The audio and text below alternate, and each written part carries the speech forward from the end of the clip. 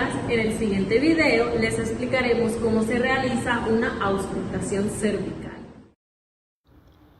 Es fundamental lavarse las manos antes de realizar una auscultación cervical, ya que este procedimiento involucra el contacto con las áreas del cuello.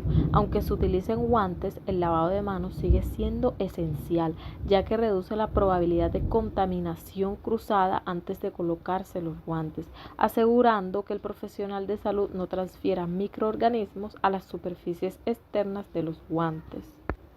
El lavado previo de manos es una medida complementaria para mantener un alto estándar de higiene y proteger tanto al paciente como al profesional de posibles infecciones.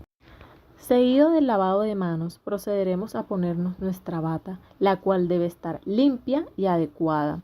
Este actúa como una barrera entre el profesional de la salud y el paciente, ayudando a prevenir el contacto directo con fluidos corporales, secreciones o posibles contaminantes que puedan existir en la piel del paciente, especialmente si se realiza una palpación o contacto directo.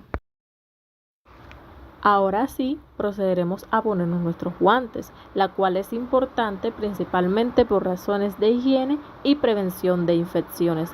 Aunque la auscultación en sí misma no implique contacto directo con fluidos corporales, puede haber situaciones en las que el profesional necesite tocar o ajustar áreas cercanas al cuello o la piel del paciente, lo que aumenta el riesgo de transmisión de microorganismos. Para realizar la auscultación cervical también necesitaremos alimentos. En este caso utilizaremos compota, yogur, galletas, puede ser galletas tipo wafer o galletas ducales. También necesitaremos una jeringa de 10 cc y por supuesto un fonendoscopio. Primeramente, para llevar a cabo el procedimiento es necesario ubicar la laringe y de esta forma obtener la colocación más adecuada del fonendoscopio. Para esto podemos apoyarnos de nuestros dedos. El fonendoscopio lo debemos ubicar en las partes laterales encima del cartílago cricoides y posteriormente se percibe la limpieza o no del sistema. Antes de realizar la auscultación cervical, se le instruirá al paciente de tener una buena postura para así obtener una mejor transmisión de los sonidos que se quieren escuchar, en este caso el deglutorio.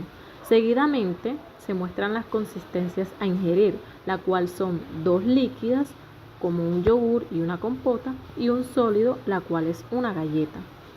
Comenzaremos con el yogur, que en la escala IPSI se encuentra en el nivel 1, ligeramente espesa. Con la jeringa tomaremos 8 cc de este líquido, se lo daremos a la paciente y le pediremos que lo retenga en la boca mientras nos ponemos el fonendoscopio. Es importante aclarar que el fonendoscopio se colocará en la región lateral del cuello, específicamente sobre la tráquea, cerca de la laringe y la faringe, ya que en esta área es donde se puede detectar el ruido producido por la deglución. Luego haremos el mismo procedimiento con la compota, que en la escala IPSI está ubicado en el nivel 3. Y por último, haremos lo mismo con la galleta.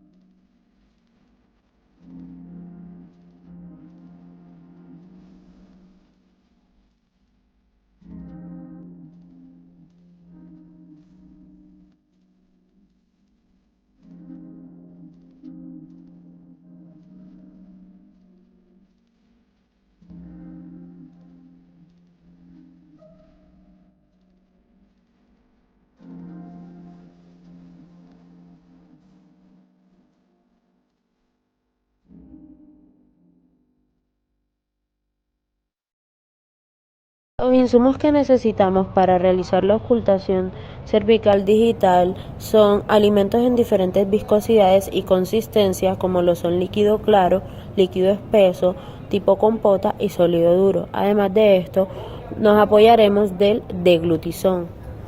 Para realizar la auscultación cervical digital, le presentamos el deglutizón a nuestro usuario. Además, les mostramos uno a uno los diferentes alimentos en las diferentes consistencias, para que así pueda entender el procedimiento a realizar. Posterior a eso, posicionamos al paciente en la posición de alimentación lo más normal posible. Además, presentamos el bolo, donde se proporciona de 1 a 3, de 5 a 10 cc de líquido claro, espeso, blando y sólido, de acuerdo a lo permitido con el paciente. El fonendo debe ser ubicado antes, durante y manteniéndolo después de la ingesta en el lugar establecido, que son las partes laterales encima del cricoides de manera bilateral, y ahí procedemos a escuchar los sonidos deglutorios. La auscultación cervical es importante porque permite detectar alteraciones funcionales en la deglución y la respiración, evaluando los sonidos generados en la laringe y la faringe. Este procedimiento ayuda a identificar la presencia de disfagia, posibles obstrucciones y patrones atípicos en el paso del aire o de los alimentos, proporcionando así información clave para un diagnóstico temprano y una intervención adecuada en problemas orofaríngeos. Además, su realización puede prevenir complicaciones como aspiraciones o infecciones respiratorias.